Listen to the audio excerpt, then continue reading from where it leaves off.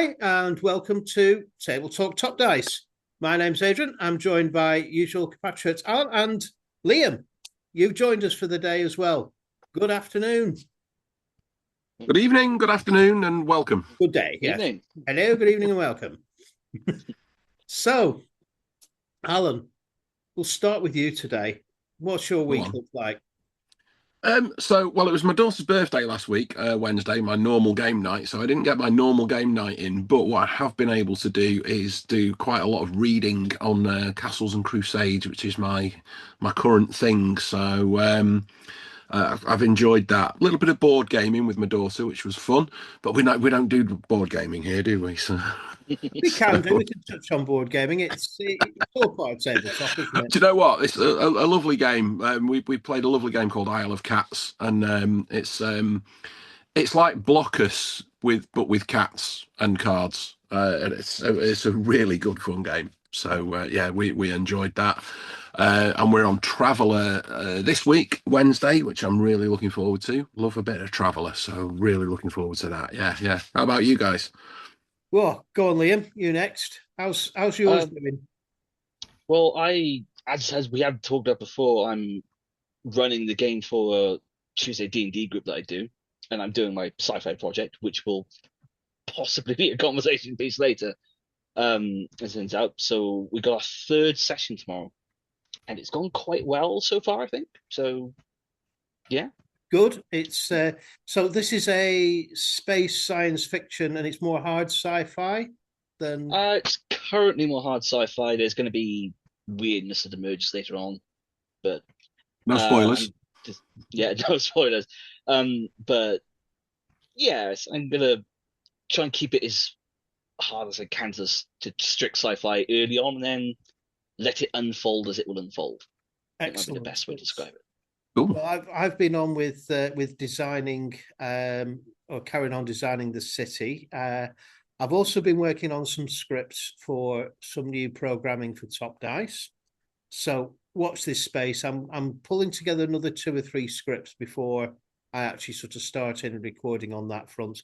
But it's going to be quite have a strong Greyhawk element in actually this. So returning to my personal roots in many ways, and I'll see if I can fit some Castles and Crusades in there as well. So why not? That's it. So I'll be ticking most of the boxes on that front. And the thing is, Castles and Crusades, 5th edition, they very much interlinked. You can run one setting in another, and I'll certainly be doing a session on how that can actually happen. But that's the time. It's table talk today. So, what's actually new hitting the gaming table? What are the new releases, if any, this week? I think there's just new. Sorry, go on. Just the one. I'm sure there may well be others. There's just the one that really I was going to talk about because it's been a little bit of time coming. Particularly to reach kind of a more general distribution release, and that is Helliana's Guide to Monster Hunting by Loot Tavern for 5th edition. So it did a Kickstarter a while back. It did almost $2 million on Kickstarter. So, phenomenally popular project. And I think it has been creeping out into game stores a little bit here in the UK, but it's not had a massive release. GMS hat on, we're trying to change that. What is it? 600-page book of monster hunting and essentially what to do after you've killed the monster. So it's got like crafting and harvesting options and things like that, and even recipes. So there's all kinds of sort of cool stuff of what to do once you've defeated that beastie. Like I said, 600 pages. It covers a lot of the monsters that are in the existing monster manual. It adds a lot to that as well. There's a standard hardback, like I said, 600 pages. The standard hardback is 67.50, which people think, oh, do you know what? That sounds expensive. But I think 600 pages, and if it replaces your monster manual and adds to it, then I don't think that's money badly spent. The special edition one, leather covered with foil embossing and things, beautiful book. That's 90 quid, very much for the collector's side of things. And then the really interesting bit and the nice thing I think that Loot Tavern have done is all the crafting rules. They've extracted them and put them into a softback book, which is less than 20 quid. Okay. So, so the player facing side of things, players can pick up a cheap or relatively cheap little source book there. And if you ever wanted to know how do you make dragon scale armor, or what can you do with a cockatrice's tail, then why not?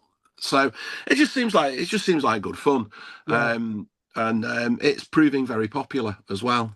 Yeah, we should do our own Kickstarter sometime. I'm sure there's something we could actually sort of come up with. The ramblings of two middle-aged blokes. Yeah, And Liam. I don't think I'm quite old enough to count as middle-aged yet, but I'm not far off. So, Well, no, you're a whippersnapper compared to me and Abe. 2.5 middle-aged blokes. That's the Kickstarter. 2.5 middle-aged blokes. Yeah, 2.5. There we go. There's a TV series there somewhere. I'm pretty sure there was one about that. Yeah, that's it. It's yeah.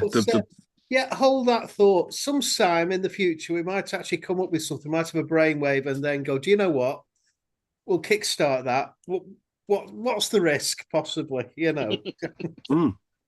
It's I've already got a range of T-shirts going that I've actually sort of got sorted with Top Dive with the logo on it. So it could go all out. We could go pencils, pencil sharpeners, stationery, you name it, stickers, scarves, hats, gloves. But do you know what? Here we go. I've got something that we could maybe. I've got this like a DM pad thing that I've done for my own games, where you've got like what the campaign is, and you can draw your map and draw your little notes and things on it. So maybe that's what we do. Yeah, something along those lines. It's one of those. Talking about Kickstarters, there's a Kickstarter that you were going to be talking about last time, and that was Deadlands, I believe. Yes. So last time I made a complete hash of saying that I'm pretty sure Pinnacle have released a Kickstarter because I hadn't looked at it. This time I have. So first of all, my apologies to our friends over at Pinnacle, but how good does this look? So it's the 30th, believe it or not, 30th anniversary of the Deadlands RPG. So let's not forget that Deadlands RPG was pre-Savage Worlds and was arguably the game that spawned the Savage Worlds system. So it's the 30th anniversary. The Kickstarter is quite expansive, because they've opened up all of the products that are in the Deadlands line. But the key ones that I was going to mention are so there's a new rule book. There's a 2026 core rule book. There is a 30th anniversary celebration book. Wow. There's the leather covered special edition of the core rule book. The power cards, source books, and things like that. But shall I tell you the one that's got me the most excited about this is that they've released a Deadlands starter set, which now, I saw that. Everybody loves a starter set, don't they? Yeah. So I think that's going to go down an absolute storm. It's and just that features the cover of the core rules, features a cool in the dark cover. The Manitou mostly comes out at night, mostly. What an impressive cover that actually. Mm-hmm. Yeah. Yeah, conviction. Yeah, so that is that's a little bit special, isn't it? It's up there when you think about some pretty games with longevity and things like that. It's 30 years is going some. It's great. Can't wait to see it. It absolutely is. I'll scroll back. And I think it stormed through funding in about 40 minutes or something. I'm not surprised. So, and it's got something like, I think it's got 18 days left to run. So I would not be surprised to see that smash through 500,000 or something like that. It's going to go. I think it's going to go crazy. It will go. Well, it's already 143,000. Yeah. That's funded in 4 minutes, not 40. There you go. Listen to me. Yeah. And I've got so many happy memories of the original Deadlands, and I've played the Savage Worlds one as well. See, backed a couple of the Savage Worlds campaigns that they've actually sort of done too. And yeah, it's just a lovely system, a groundbreaking back in the day. Absolutely breaking. It's have you experienced this at all, Liam? I have not. Honestly, I have not, and I kind of want to now, having seen all of this. It says a lot about the Kickstarter they've run, to be honest. But yeah, I have actually no experience of this. It's my first time looking at it. Well, that is quite an interesting Kickstarter all round, and to be quite blunt, it certainly gets my thumbs up. It should be looked at, and it should basically backed. I'm going to seriously consider it. I've left. And there's also Deadlands Lost Colony as well, which is set in space. So if you ever wanted a Firefly role-playing game, that is it. Yeah. And if you want a Cowboys in Space role-playing game, there you go. That's sort of that covers it basically. So that is Deadlands as it sort of stands now. As well as Deadlands, we talked about a few other different games. So we've also got, if I can actually sort of pull it up, a very unusual. We mentioned this one as well briefly, and I find it really interesting. Pumpkin and Spice, a magical cozy RPG. Now the guys behind this, Acheron, they've covered quite a few different. They're known mainly, I think, for the Lex Arcana, which is the very tough, as in quite hard on the players, Roman era horror RPG, where you're coming up against all sorts of things supernatural and nasty. It's a bit like Supernatural, the role-playing game, but set in ancient Roman times. And it can get quite nasty, but they've come up with this Pumpkin and Spice, which is, you take a look at how much they've hit there. Over €500, over, well, nearly 5,000 backers, and there's still 8 days left on this. And you run a magical cafe, a coffee shop, basically. And there you go. Tell a story, one latte and a couple of D6 at a time. And it just really, I just find it very, very interesting. I've read Legends and Lattes, really enjoyed that book. I know my daughter's sort of aware of a couple of the others as well. But what do you two think about that one then? It's just you can even get the T-shirt for it and the vinyl. There you go. The vinyl. You can get vinyl of the music. How many Kickstarters in things we do vinyl? Yeah. Like, I think this one, obviously. Do you know what? I don't think it's for me from a subject matter point of view. But that's my personal choice. You know, I like a role-playing game where it's clear who the bad guys are and you get to smack them about a little bit. Yeah. So I don't know if this is my style, but it's Acheron. So we know that the production values that go into that are going to be absolutely top-notch. It's going to be a fantastic product if it's your kind of style of game. Yeah, definitely. Very definitely. It says it's a beginner-friendly RPG as well, so that's a plus.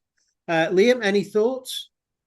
I mean, I have a few friends who would definitely want to play this game, so on that strength alone, I'm in, definitely. Okay, there you go. So, and it's just, just unusual. So it'd be interesting. We'll revisit this one nearer the release time and just see what it actually is like. So I'll see what I can find out more about that, and we'll come back to it. Now, a favourite of ours, Gallows Corner. Whoa, it just leapt up a few quid there as I actually clicked onto it. Gallows Corner. We've basically covered this the other week, and quite impressive. It's now on 66,000 for an indie RPG. It's looking quite good. So George, looking nice there. Over 1,200 backers, and we've still got 7 days to go. And usually in the last couple of days, it kind of shoots up, doesn't it? The on these. So I'm really hoping. Now this is another impressive game. That's what the core rulebook looks like, gents. How impressive is that? Does it come with all the stuff in the background? I feel No. that's definitely a higher tier option.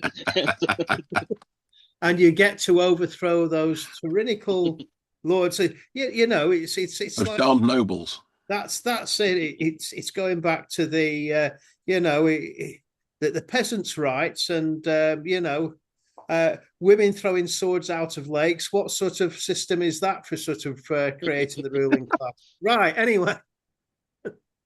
So, do you know what? I've got Eric Idle's voice in my head now. Well, we all do. Yeah.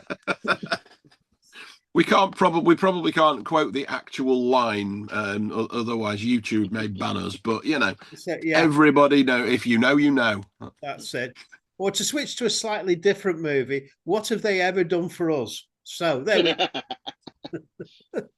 And this is an advanced one, which is a little bit different and a little bit probably more sort of edgy, as in, well, really, Traveller 5e. It's launching in a couple of weeks' time. It seems to be sort of gaining some momentum. And yeah,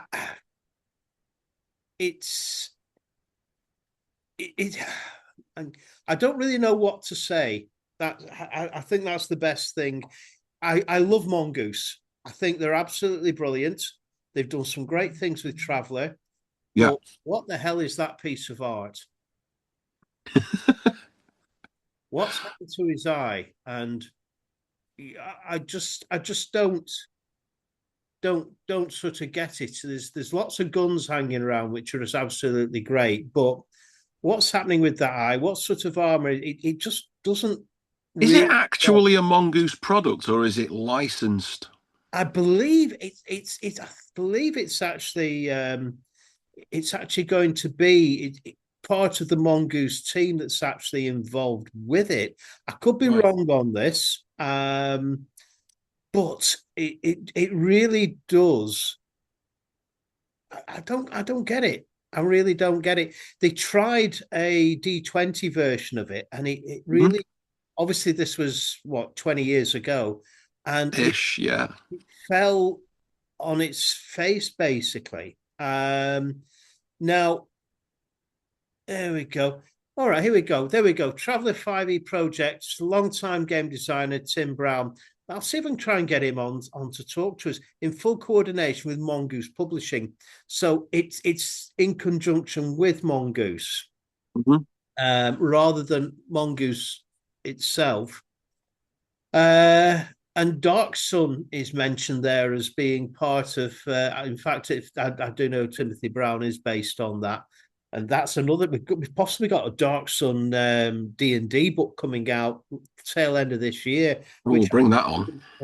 Well, the rumours are around, but it would have to be very sanitized, I think.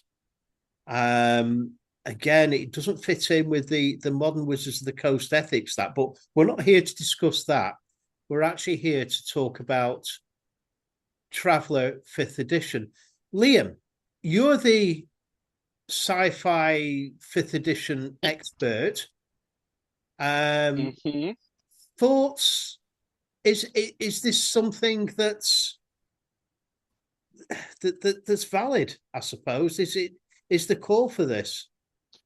Well, I mean, as I mentioned, I spent a good few weeks doing this myself, essentially, just coming up with like a sci-fi conversion that was very light switch away from the basic 5e rules. Yeah. I think it really depends on how deep it goes into the Traveller side of it as opposed to the 5e side of it. With my project, I did it because we all knew 5e. We didn't want to learn and manage another system. Yeah. So I kept it as compatible with 5e as I physically could, just to make that experience a bit easier for us. It was a homebrew game. We were like, who are we trying to impress? But this is merging two very well-established systems together. Yeah. So it is going to entirely depend on where they are striking that balance, I think. Right. Well, straight away, apparently this picture here of this bloke with the dodgy eye with the 4 big thick books is an indication of how big it's going to be. I believe it's going to be over 1,000 pages at the end of it. I could believe that, just taking that image alone, if that's a proper scale thing going on. Which I just again find absolutely amazing when you sort of, if you take it back, then we had 3 very thin books when it first came out. I'm talking back in the original Little Black Book edition. And that covered it. Now, Mongoose obviously have taken it to a new level, but this seems to be taking it to yet a further level completely. And how compatible is 5th edition to the Traveller universe? That's the other question I sort of guess I'm sort of asking here, as in the way that the characters develop and progress. Science fiction, I'm leaving Starfinder out of this because Starfinder, I think, is something a bit different and a bit more. Well, even Paizo call it science fantasy, don't they? Yeah, it is. That's what I was going to say. It is science fantasy. It doesn't pretend to be anything else. It's just it's Pathfinder in space, basically. Yeah, and that's exactly what it always wanted to be. So that's a bit. The only only D&D related sci-fi game that I've actually come across that I've actually enjoyed is one called Dragonstar, which actually was a predecessor in some ways to Starfinder. We did try Traveller D20, and to be quite blunt, it didn't work. Yeah, I agree. It really did not work. Exactly the same, yeah. Which was sad because we wanted it to work. The books were absolutely, well, the main book was absolutely gorgeous, and there was a couple of other things that sort of filtered out and seemed to sort of die very quickly.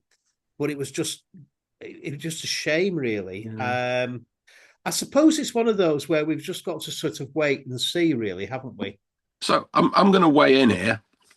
That's going to be a massive hit, and I'll tell you for why. Because, well, if they get the balance right with the lore and the background of Traveller, I can see quite easily how they would fill 1,000 pages when you think of the different eras and all of that different stuff that they can do with Traveller. Filling 1,000 pages is a piece of cake. I've got 3 Traveller books on my shelf up here that probably total in about 650 pages, and that is the core rule book, the companion, and the Third Imperium source book. So, and that's just 3 books. But I'll tell you where this is going, is that there are a lot of role players out there who only know 5th edition. It's the only game that they've ever played for a lot of them. And that makes the stepping stone into a sci-fi role-playing game easy, because the players get the mechanics of it. The GMs get the mechanics of it. So when you think that there is a whole section out there of gamers who play D&D either because it's the only one they know or it's the only one they want, and there are sections of people that are out there like that, that makes this a massive hit, in my opinion. So, it's agree with that. Yeah. It's not for me because I've got Mongoose Traveller. If you can't see because of the background that I've got, but on the shelf behind me, I've got an original Traveller 2300. I've got an original Traveller book, and I've got. He says, having to look around and double check, Mega Traveller. So I've always had copies of Traveller kicking about. Am I going to buy the D20 one? No. Is it going to work? Yes, absolutely. I think that game that's going to go mental, in my opinion. Well, from the comment made there, which is perfectly valid, when you take a look at the page count of the Player's Handbook, Dungeon Master's Guide, and the Monster Manual, that constitutes about 1,000 pages in itself anyway. Well, there you go. The current 24 one, certainly, yeah. Yeah, so it's there. It's going to be quite a hefty investment, I think, for someone getting into it. They've really got to get the lore right, which I don't think T20 did. I think that's what was wrong with it. So they've got to get the setting and the lore right, and if they do that, they've got a smash on their hands. Yeah, exactly. Well, let's see. Mongoose have come out with some amazing products. Again, I'm not one that will be backing this particular one. However, I'm going to wish it the very best of luck. And I'm looking forward to seeing more about this one as well going forward. Liam, any last words on that one for you? I think there is, just following on from Allan's comment about it being probably a hit in the making. I think something that we've kind of got to come to terms with this, in our little joking about the 2.5 middle-aged men skit we had, this might not be for us, because this is tapping into the 5e modern, and the 5e modern is, to be honest, it is for a younger market than we are in right now. Well, me to a lesser degree, but even so, in this for 10 years, we come from the old guard crowd, and at some point, just from a purely commercial sense, someone's going to sit down and have the conversation and say, much though they're going to buy our stuff, we can't just keep committed to the old guard crowd. Yeah. So exactly. Sure, we might not get along with it, but someone is, and that someone is an increasingly growing market. And ultimately that's why D&D has gone the way it has. I feel we might not you only have to look at some of the third-party D&D 5e compatible things. You know, the aforementioned Heliana's 1.85 million on Kickstarter. You know, it's a 5e compatible thing, so the market is there. I mean, sorry, I interrupted you, Liam. Yeah, it's much the same thing. It's just the audience is a bit younger now. We just got to accept it ultimately. Yeah, we're just the ones who invented it. That's all. Yeah, we actually did start the fire, but anyway, there we go. Right, well, that's that little section wrapped up. Now, there's a new section just that we're going to sort of introduce. We've received quite a few. Our best way to put it is Agony Uncle questions through. Oh God, it's Agony Allan and Aid. Liam, I believe Agony A's. got one of or a couple. Let's go with one of the questions that's actually hit the inbox over the past few months regarding. Well, go on. You hit us with the situation, Liam. Okay, so the situation is this. So it's a question from GM Trev. It says, I am having a bit of a problem with a player, and any suggestions are welcome. They sometimes don't take part fully in the game, as they end up looking at their phone and giving brief or one-word replies to questions or situations. It's affecting story momentum, but we have been gaming together since we were teenagers. I know they have caring responsibilities, and this is causing a bit of unrest around the table. What is the best way to handle this? Oh, tricky. There isn't one. There isn't a best way to handle that. I'll start. If that person is definitely your friend, then you should be able to have an honest conversation and say exactly that. You know, I know that there are things that go on, but I would really appreciate it if we could minimize that when we're playing the game. It's inevitable that when I've had it with when I'm running games, if a story's focused on one player for 10 minutes, somebody else is going to get their phone out because and I've been that person as well. But then I also have two dads with severe health issues and sometimes you just need to be contactable. So I do get that. But I personally don't think there's anything wrong with saying to your friend, this is disrupting the game. What can we do about it? The trick, it's a management technique. I'm sure Aid will back me up on this. the trick with any conflict resolution like this is not to dictate. You have to ask the person who you've got a problem with what they think the solution would be. Exactly. Yeah. And they must come up with the solution, and then you find a way to actually make that work. And it is a management technique to make that person aware that that the behavior is causing a problem. I have had a group that effectively fell apart because one player would not engage in the game. All he wanted to do was bounce dice and kill things, whereas I've spent months writing a piece where I wanted people to role play in certain areas, and he just would not engage in that. And that for me, it really spoilt my enjoyment of the game as a GM. And a really important thing to remember when you are a GM is that it's your game as well. You're also there to have fun. So you do bear the brunt of writing, preparing, and things like that. But you also, in my opinion anyway, you get a much better reward when what you've written goes down well and the players enjoy it and you tell a good story. So going back to the original point, I think as a GM, there's nothing wrong with saying if you're not happy with a certain behavior at the table, particularly if that person's an old friend, you should be able to approach it in the right way and just talk about it. Yeah, totally agree with that. One group that I was a part of, quite interestingly, there was a box at the door of the room and all electronic devices went in there. And we took a break every 90 minutes. So phones could be checked.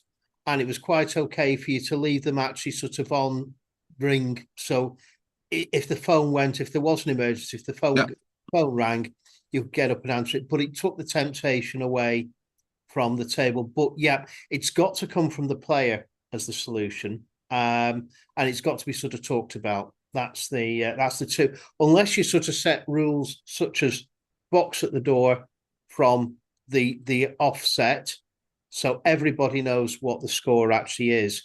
And quite often you don't actually get something like you don't think about that when you set a game up. So there you go. Anything from you, Liam? Any suggestions from your side? No, I think you have actually just hit the nail on the head. Just, as Allan mentioned, if these are people you want at your table, especially if they're old friends, you should already know how to talk to them. And that's not an accusation, just have the conversation. Mm-hmm. It's not nearly as big a deal as it will actually turn out to be. Yeah. Is the thing. It's like, that's anticipation of, oh God, am I going to ruin my friendship? Is going to go wrong? It's like, once you get over that barrier and just ask the question, 99% of the time, it is actually just a bit of a misunderstanding. Things are quite easily resolved, and the fix to it is a lot simpler and a lot less painful than you ever think it's going to be. Well, it's just the fear of having to deal with it is the biggest thing. Yeah. Yeah, I think sometimes it's just that there is a reluctance. People are naturally reluctant to bring up something that might cause a conflict. Yeah.